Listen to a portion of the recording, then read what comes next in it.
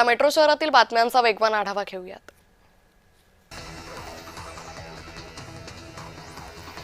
मुंबईच्या विश्वसंवाद केंद्रातर्फे दरवर्षी दिले जाणारे देवर्षी नारद सन्मान यंदा शनिवारी मुंबईत दिमाखदार सोहळ्यात प्रदान करण्यात आले।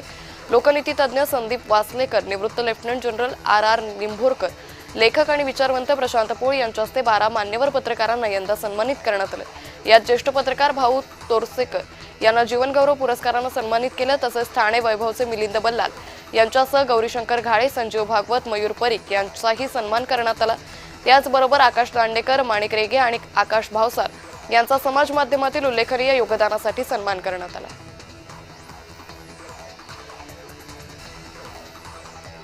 ऑरेंज गेट टनेल प्रकल्पात महत्त्वपूर्ण टप्पा गाठत MMRDAनं मुंबईच्या भूमिगत रस्ते प्रकल्पाला गती दिली आहे। 250 मीटर भूमिगत बोगदा खोदकाम यशस्वीरित्या पूर्ण झालंय।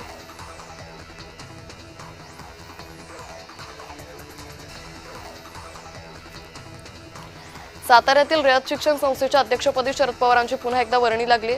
2026 ते 29 या 3 वर्षाच्या कालावधीसाठी पवार अध्यक्ष राहतील।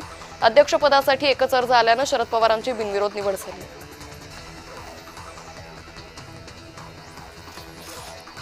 निदा लपलेली होती ते MIMनं नगरसेवक मतीन पटेल यांचं घर अतिक्रमण करून बांधलंय। त्या घराला महापालिकेनं नोटीस बजावली। 3 दिवसात खुलासा न केल्यास घर पाडण्यात येईल असा इशारा महापालिकेनं दिलाय।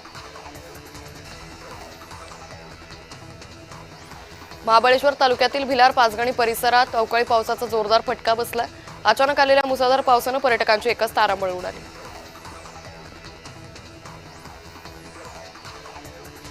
पुणे विभागातील पाटस रेल्वे स्थानकावर पादचारी पुलाची अपुरी व्यवस्था प्रवाशांच्या जीवावर बेतते। एक महिला रेल्वे रूळ ओलांडत असताना अचानक मालगाडीला सिग्नल मिळाल्यानं थरारक प्रसंग घडला। प्रसंगावधान राखत महिलेनं ट्रॅकवर झोपून स्वतःचा जीव वाचवला। नागपुरात झालमुडी महोत्सवाचं आयोजन करण्यात आलं होतं। विष्णू की रसोई येथील प्रसिद्ध शेफ विष्णू मनोहर यांनी महोत्सवाचं आयोजन केलं। यात झालमुडीचा आस्वाद नागपूरकरांनी घेतला।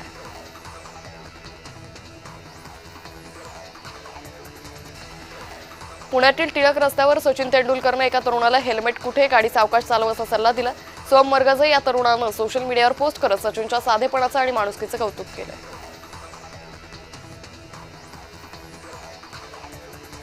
TCS कंपनीतील आरोपी निदा खान हिची सलग दुसऱ्या दिवशी चौकशी करण्यात आली। निदा खानची SIT कडून चौकशी करण्यात येते।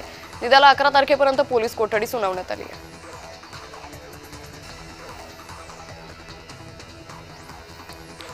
मुंबईतल्या हार्बर मार्गावरील टिळकनगर स्टेशनच्या बाहेर असलेल्या नाल्यात मातीचा ढिगारा टाकण्यात आला। त्यामुळे नाला पूर्णपणे बुजला गेला। याची माहिती नगरसेवक सुषमा सावंतांना मिळताच त्यांनी या ठिकाणी पाहणी केली।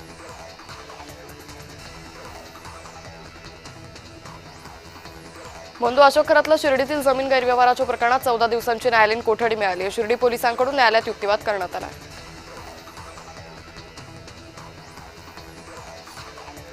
मुंबई गोवा महामार्गावर माणगावजवळ ट्रक आणि खासगी बसचा अपघात झाला। या अपघातात 4 प्रवासी जखमी झाले। जखमींवर माणगाव उपजिल्हा रुग्णालयात उपचार सुरू आहेत।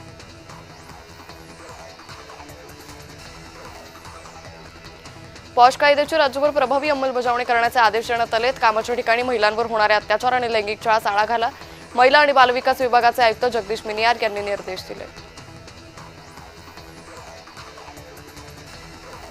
सोलापुरातील विद्यार्थ्यांनी निकिता अमोल कुचेकर हिनं 10वी परीक्षेत 35% गुण मिळवलेत। निकिता कुचेकरनं काठावरच यश संपादन केल्यानं सोलापूर जिल्ह्यात तिची चर्चा सुरू आहे।